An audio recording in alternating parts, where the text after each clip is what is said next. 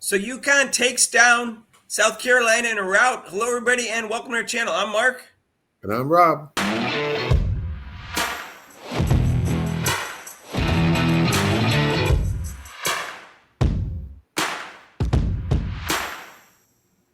So, hey, if you haven't subscribed to our channel yet, please do so. Hit the notification bell when you do so you get notified of our next video.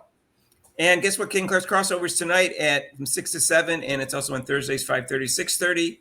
It's part of our live show, and that's Eastern time except for major holidays, and it's like a Kate and Clark forum with guest podcasters. Where's our banner? Where's the banner? And surprise to nobody except Rob and Stephen A. Smith.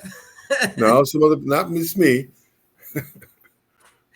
UConn won, and won bigger than I thought they were going to win. I didn't think it was going to be that handily. I just thought it was clear they were going to win. They'd beaten them by 28 or 29 recently, and they were playing better than UConn in the tournament. And I thought it was pretty clear they were going to win this game. And it wasn't close, Rob, in my opinion. No, it wasn't close. And like I said, I'm stuck with my pick. I'm not going to just change. But I also said that Fudd was on fire. She was the past two games. She's been shooting very well, so that really helped Connecticut definitely. Of course, with Strong, she's going to be a phenomenal player. She's going to be phenomenal. Like I said, I watched her in the under 18 this summer. She had a stacked team too. She had Edwards and Smith from other teams, USC and South Carolina. But yeah, Strong is just she's going to inside, outside, and she plays defense. Rob, I think the media is sleeping on Sarah Strong, and I think she's underrated. I realize she peaked at the end of the year, partly because she's a freshman, partly because, I don't know, maybe she's a clutch player and she peaked.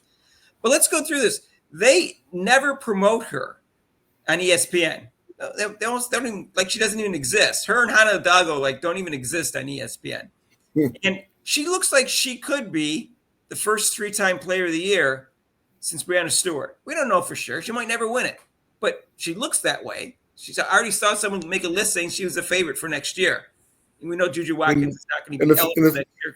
And Mark, if she came out in the draft right now, she'd be in the top 10, maybe being the first pick. She looks more durable than Paige Bueckers. She might go first, Rob. She would definitely want to go, I didn't even think more than second. Well, as they say, she's got that. Well, she already has the NBA body, whatever is that what they call it, WNBA body. She's durable, and she hasn't had an injury. I know she's young, but Rob, she also deserved to win the most valuable player of the Final Four. And I've got some stats against Izzy Fudd. I feel bad for her that she had a couple torn ACLs, and I'm glad that she got a title herself. For people who don't know, it's not MVP of the tournament, and it's not MVP of the final game. It's called a Final Four MVP, which means just the last two games count. And I'm going to show you their stats, and then someone explained to me how Sarah Strong did not win MVP. I think Izzy Fudd shows good on-ball defense, but so does Sarah Strong, because I know those stats don't always show up. So these are the stats for the two games. The turnovers were identical, so I didn't list them. They each had 1.5 turnovers per game. And the ones with the 3 stars, those are the only ones that Izzy Fudd had an advantage on. Free throws and steals. Sarah Strong had more points, 23 to 21.5, more rebounds, 11.5 to 2.5, more assists, and she's a center, Rob, 3.5 to 1.0. Izzy Fudd 1.0 in assists, and she's a guard. Steals, Izzy Fudd was good, very good defensively, like I said. Blocks 2 to 0. Shooting percent 68%. 68% for Sarah Strong, 55 for Izzy Fudd. And here's the eye-opener one you're going to look at, the 3-point percentage. Go ahead. Yeah, 3-point shooting, it should say 67%. And 6 for 9 is 67% instead of 68% for the threes, and then 36% for Izzy Fudd. How do you give the award to Izzy Fudd if Sarah Strong? Those are the stats. Tell me, Rob. No, I totally agree with you, Mark. I agree when I saw her hitting those 3-pointers in the first of the game. I was like, oh. She should be MVP, and like you said, the stats don't lie here in this case. Just look at the stats and the way she played. I mean, if she didn't play that well, it probably would have been. I mean, I think Connecticut might have still won the game, but it would have been a lot. It would have been if she wasn't playing. I think the South Carolina would have had a better chance to win. Yeah, and I don't know what to say. I'm looking at that. I'm saying, those people who voted for Izzy Flood should have their vote taken away. I don't care that Sarah Strong's a freshman. There's 4 freshmen that have the finals MVP that have won before, including Shara Miller and Brianna Stewart.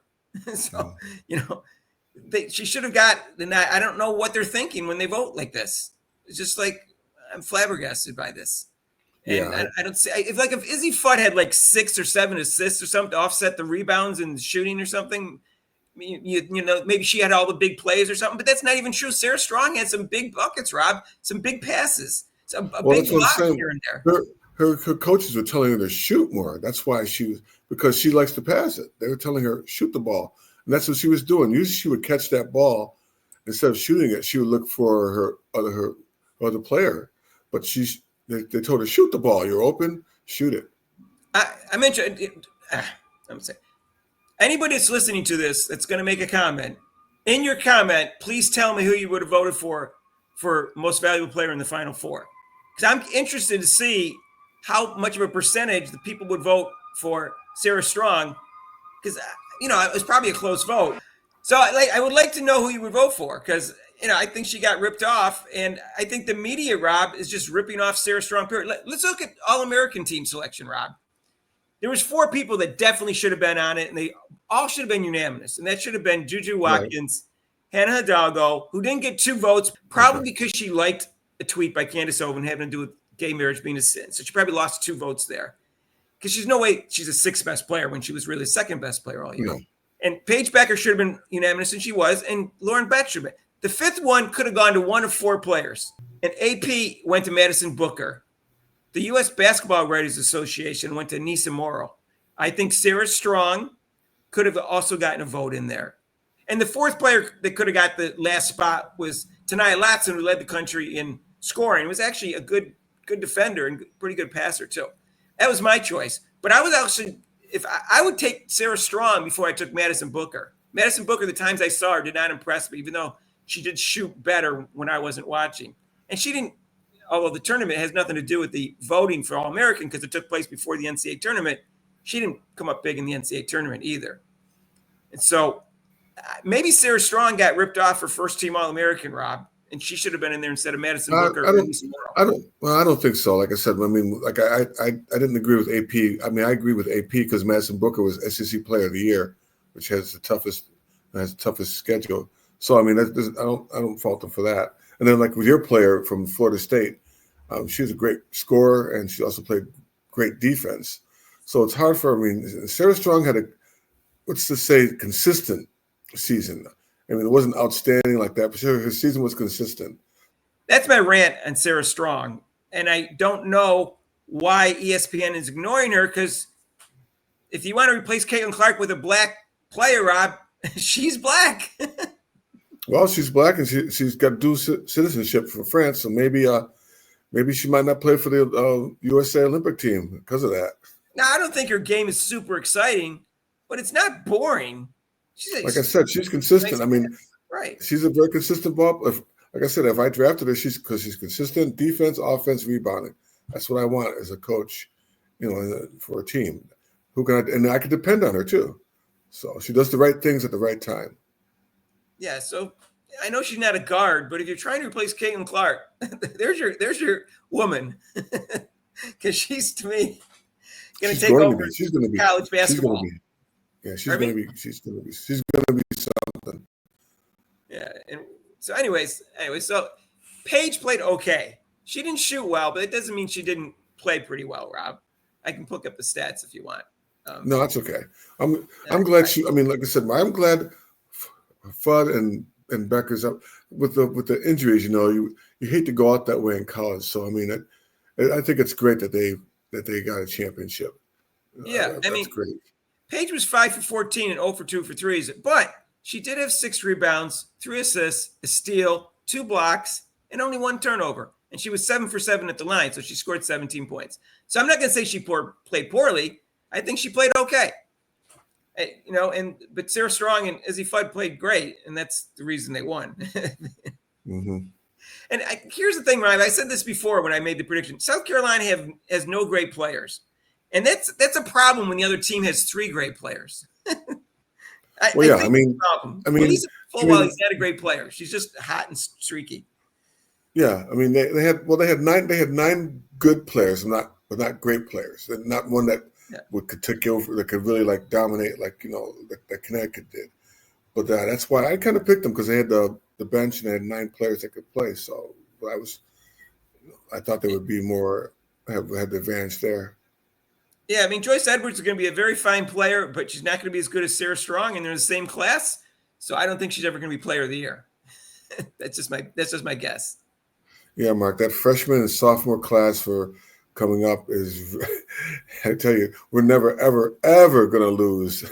The more you think about this year's class, Rob, the weaker it looks to me. Yes. Seriously. The Fever gave away a draft pick. They knew what they were doing when they did it. Yeah, they saw what we saw. I was like, Paige Bueckers and who else? Who? Okay. You're a couple European players. So we'll see what happens. So here's the thing, Rob. I am very happy for Paige. She lost a season and a half to injuries. She seems like a nice person. The only part I don't like about her winning the title is what we'll do a video on in a few minutes about her suddenly, okay, she's better than Caitlin Clark, or they're going to rub it into Caitlin Clark. I mean, that's the only thing that I was rooting against her not to get a title, because then they can't, takes away that argument about you got to be a great player, you got to win a title. Well, now she's won a title, but she played with 2 number 1 recruits, Rob. Izzy Fudd was the number 1 recruit. She was the number 1 recruit. And Sarah Strong was the number 1 recruit. They had 3 number 1 recruits on one team. Right. I hope you should win a title with that. Yeah, you should. Yeah. So, anyways, I don't know what to say about the game. Gino was actually almost likable after the game. Yeah, I know. That's going to sound like, I kind of. I mean, I like him better than the men's Connecticut coach, but I mean, yeah, Gino actually looked like a person. Oh, okay, Gino. 12 championships, Rob. Just went back. That's awesome. Past Phil Jackson. Phil Jackson, it's the pros, but still, they were stuck. They were tied at 11. I don't believe in karma, like real karma, but who left Caitlin Clark off the Olympic team, Rob? Who had more of a factor than anybody else? Well, I mean, she won 2 championships, Mark. Who, Dawn Staley? Yeah. Well, she was going for back-to-back. No, she kept her off the Olympic team after she won the championship. And then what happened this year in the finals? She got crushed the first time she lost in the finals. She was 3-0 in the finals. But we'll get into it in the other video about what Staley said about Caitlin Clark. We'll get into that in the next video.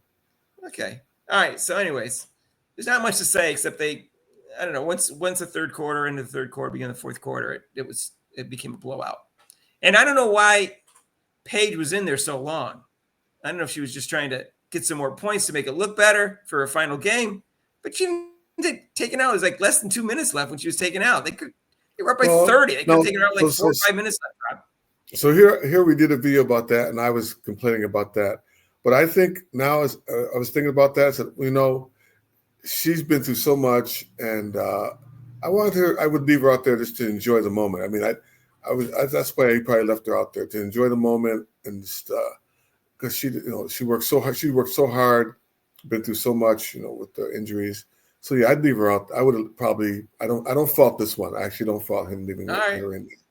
I would have taken her out earlier. Not really early. Not real early, but earlier than less than 2 minutes. Dawn Staley took out her starters, her seniors and her starters with 4 minutes left, or 3 to 4 minutes left. I thought Gino should have called a timeout the next chance he had and taken out Paige at that point, but that's me. In terms of Paige's legacy, Rob, she's definitely a top 15 player of all time, maybe. The way she finished this year. She was player of the year as a freshman, but she wasn't necessarily a top 10 player of all time. She's not as good as Caitlin Clark, but she certainly take an honorable mention for top 10. Let's just like end it right here, like we always do. No one's going to be as good as Caitlin Clark, so they should just, everybody should just get done with the comparisons, and they're going to keep on doing it, but try to put other people above her. But sorry, according to Mel Hill, she was only 7th best all time, Rob. Yeah, Mel Hill just put out a video. Yeah, well, she knows nothing. All right. Anyway, so again, I'm happy for Paige. Not really happy for Gino, but I'm happy for Paige. I'm glad Dawn Staley lost. I think Sarah Strong is what we should be talking about, not Juju. Sarah Strong is going to be better than Juju, I think. I'm just guessing. She's a better passer. Well, the one thing Juju Watkins should take heart to is that watching Fudd, who's had, in high school, she had a ACL and an MCL, which they had to operate on both of those separate. And then she had another ACL. So that should give Juju Watkins some type of, okay, I can still come out and still be not like I used to be, but I can still play ball. Like, just watch how Fudd played. That's a concern if you want to draft her, though. Same, people have a concern about Paige because she's had 2 injuries. But 2 straight years, Paige has been healthy. I think that's a good sign. Ezzy Fudd, we'll see. We'll see if she remains healthy next year. But she's not coming out, so that's a 1-2 combination with Sarah Strong, Rob. Hey, Rob, remember in the beginning of the year, ESPN had this not too early forecast for the teams that were going to win the championship, and they ranked them. Before that came out, we had talked about how UConn had 5 injuries and still made it to the Final Four last year. Right. And those players were all coming back, and so was Paige, and they had the number 1 recruit in the country, who I knew nothing about other than the fact that she was the number 1 recruit in the country. And usually that's a big deal. And it was really big deal, I think, this year. And we said, that top 5, that's crazy. Why aren't they number 2 after South Carolina? Right. And eventually, they kept getting higher on the list. Even though nothing changed, Rob, they kept getting higher in the list. Mm-hmm. And I think they eventually ended up being 2nd or 3rd on their list. And I said, but they were 5th at some point. Yeah, they ranked them 5th. I couldn't believe that. I'm like, what are you talking about? I thought it was obvious it was South Carolina and UConn before the season started. And then, South Carolina went through a little slump in the middle of the year. And UConn started out kind of slow. But they finished strong. And that's why I felt they were going to win that game. Let us know what you think down below of the game. Let us know what you think down about Paige's legacy and Gino's legacy. And if you haven't subscribed to our channel yet, what are you waiting for? Hit that notification bell when you do so you get notified of our next video. And join us for Ken Clark's crossover tonight from 6 to 7. And also 5:30, 6:30 on Thursday is part of our live show. It's like a forum, like sports reporters. It's pretty cool. Guest podcasters. And feel free to share this video with your family and friends and acquaintances. And guess what? You can donate to this channel with super chats, super thanks, and it's a link to PayPal. And we'll see you in the next video. Peace out.